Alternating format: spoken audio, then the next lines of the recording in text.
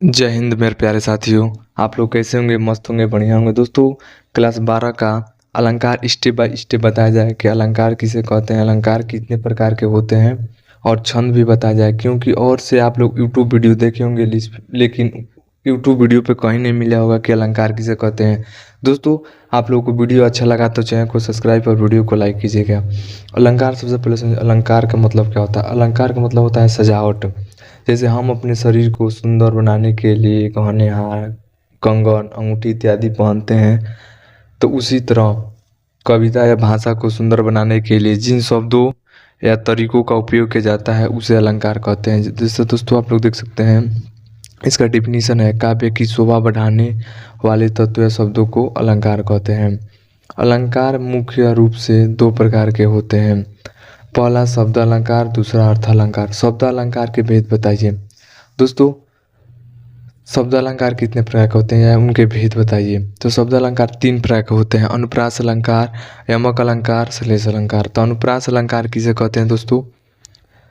अनुप्रास अलंकार दोस्तों, जहाँ काव्य में एक वर्ण की आवृत्ति बार बार होती है उसे अनुप्रास अलंकार कहते हैं।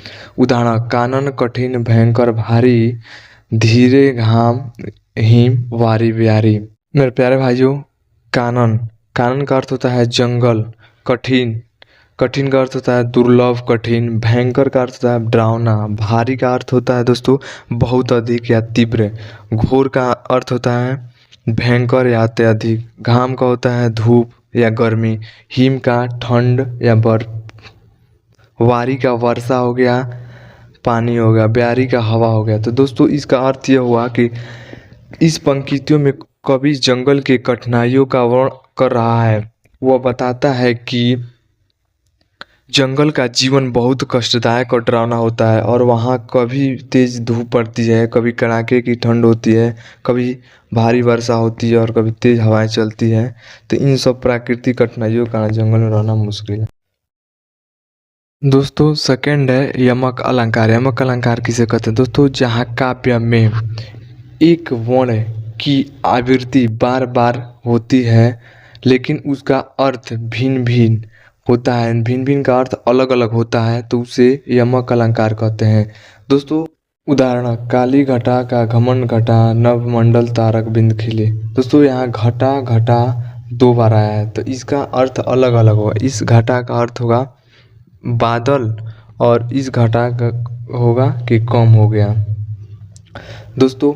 और इसका उदाहरण होगा काली का अर्थ होगा अंधेरी, घटा का अर्थ होगा बादल, घमंड का अर्थ होगा अहंकार, घटा कम हो गया, नव मंडल का हो गया आकाश, तारक का तारे, वृंद के समूह और खिले के चमक उठे। दोस्तों, तो इसका ये हुआ कि जब बादल छट जाते हैं तो अंधेरा दूर हो जाता है और आकाश में तारे दिखाई देने लगते हैं। यह पंक्ति बताती है कि घमंड हमेशा टिकता नहीं, अंत में सत्य और प्रकाश ही प्रकट होता है।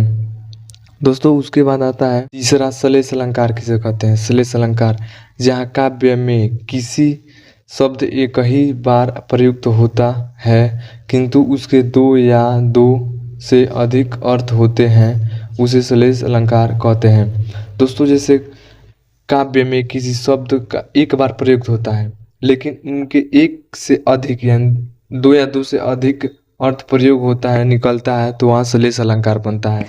उदाहरण हो गया चिरजीवो जोरी जुरे क्यों न, स्नेह गंभीर को घटी ये ब्रिजभानुजा वे हलदर के वीर।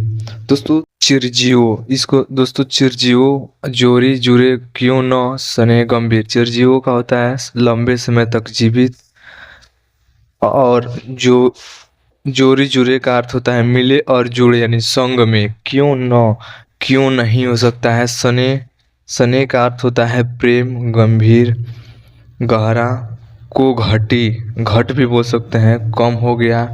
ब्रिजभानुजा, ये के यहाँ श्री कृष्ण होगा और ब्रिजभानुजा का अर्थ होगा ब्रिजभानु की पुत्री राधा, वे बलराम हलधर के वीर। हलधर बलराम के भाई अर्थात श्री कृष्ण। दोस्तों अनुवाद, ये दोनों राधा और कृष्ण सदा जीवित रहे और साथ जुड़े रहे। इनका प्रेम इतना गहरा है कि वो कैसे कम हो सकता है। एक ब्रिजभानु की पुत्री राधा है और दूसरे हलधर के वीर कृष्ण है। मेरे भाई ये वीडियो अच्छा लगा तो चैनल को सब्सक्राइब और वीडियो को लाइक करें। दोस्तों अब आता है अर्था अलंकार के भेद बताइए। अर्थालंकार कितने प्रकार के होते हैं, तो ये भी 3 प्रकार के होते हैं। पहला उपमा अलंकार।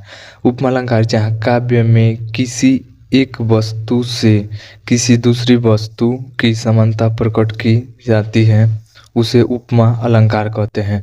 दोस्तों उदाहरण, पीपल पात सरिमंडोला। दोस्तों उपमा अलंकार, पीपल का अर्थ होता है पीपल का पेड़, पात पत्ता, सरिमन इसको या सरी भी बोलते हैं तो सामान जैसा, डोला का अर्थ होगा डोल गया या हिल गया।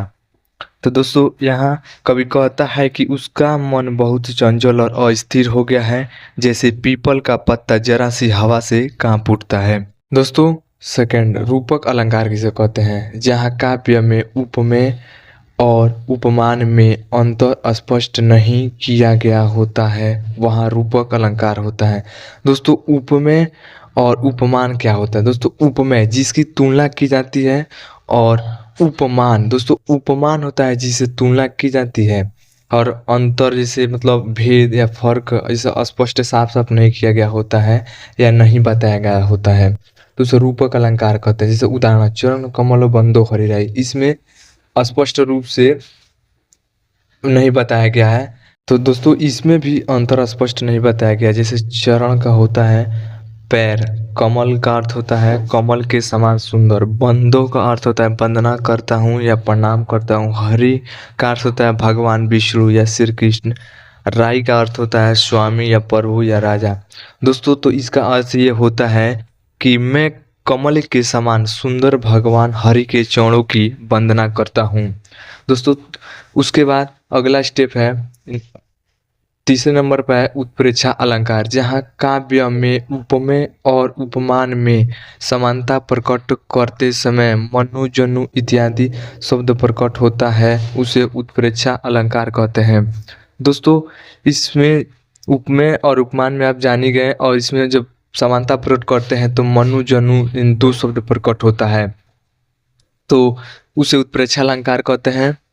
उदाहरण देखिए दोस्तों, सोहत ओढ़े पीत उपट, श्याम सलोने गात, मनो नील मणि शैल पर आतु परे प्रभात। दोस्तों तो इसका अर्थ होगा, सोहत का अर्थ होगा शोभा दे रहा है या सुशोभित है, ओढ़े का होता है पहन कर या ओढ़कर, पीतुपट का अर्थ होता है पीले रंग का, श्याम का होता है सांवला, सलोने का अर्थ होता है सुंदर या मनोहर, गात का अर्थ होता है शरीर, मानो के जैसे मन मानो, नीलमणि का अर्थ होता है नीला रत्न।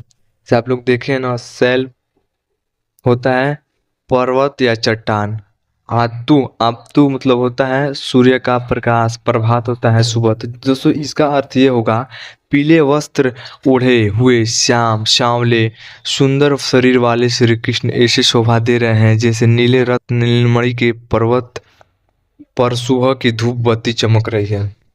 दोस्तों आप लोग को वीडियो अच्छा लगा तो चैनल को सब्सक्राइब और वीडियो को लाइक करें और अपने दोस्तों के पास शेयर करें कि वो भी अच्छे नंबर से पास हो। उसके बाद दोस्तों छंद दोस्तों ये भी 2-2 नंबर पूछता है, हर साल भी बोर्ड एग्जाम में पूछेगा, तो ये भी अच्छे से तैयार कर लीजिए।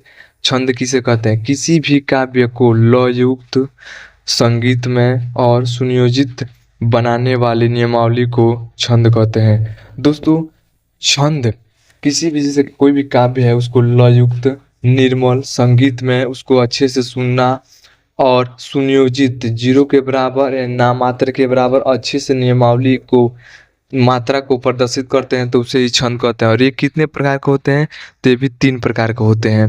तो कौन कौन से होते हैं, पहला हो गया मात्रिक छंद, जिस छंद में चरण के मात्राओं की गणना के आधार पर छंद का निर्माण होता है वहाँ मात्रिक छंद होता है। दोस्तों जिस छंद में, जैसे कोई भी छंद है और चरण के आधार पर से मात्राओं की गणना की जाती है, जैसे छोटा उसके बाद बड़ा उसके बाद बड़ा, ऐसे करके कोई भी मात्रा का गणना की जाती है तो उसे मात्रिक छंद कहते हैं। उदाहरण जैसे दोहा हो गया, उसके बाद देखिए सोठा हो गया, तब रोला हो गया इत्यादि आदि हो गया। उसके वाणिक छंद, दोस्तों आप लोग स्क्रीनशॉट भी लेते चलिए और अच्छे से तैयारी करते चलिए, क्योंकि ये भी 2 नंबर का है। तो आप लोग अच्छे से तैयार कर लीजिए और वीडियो अच्छा लगा तो चैनल को सब्सक्राइब और